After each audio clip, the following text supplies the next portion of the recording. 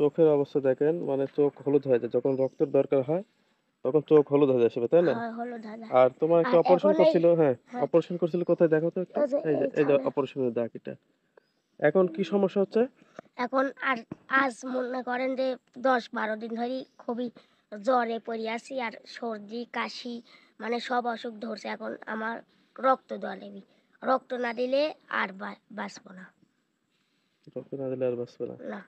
তোমার রক্তের গ্রুপ আর হচ্ছে নাম্বারটা একটু বলে দাও আমার সবাইকে। আমার রক্তের গ্রুপ বি পজিটিভ আর আমার নাম্বার 017770330116। তো আপনারা শুনলেন আসলে ছেলেটার দেখেন খুবই মানে রক্তের যখন একেবারে শেষ পর্যায়ে আসে যায় তখন এর নানান ধরনের অসুখ কিন্তু চলে আসে, তাই না সেবা?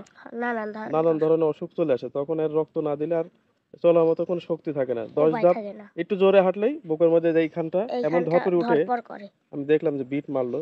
এমন বিট উঠে আর চলার মতো কোনো অবস্থা থাকে না। তো আপনাদের কাছে অনুরোধ, আপনারা এই ছেলেটার জন্য একটু রক্তের ব্যবস্থা করে দেন। প্লিজ ভাই, রক্তের ব্যবস্থা করে দেন। নতুবা এই ভিডিওটা একটু শেয়ার করে দেন যেন আপনার এই ভিডিওটা দেখে এই ছেলেটার জন্য রক্তের ব্যবস্থা। অবশ্যই নাটোরের মধ্যে হলে ছেলেটার জন্য পসিবল ভালো হবে, তাই না? হ্যাঁ।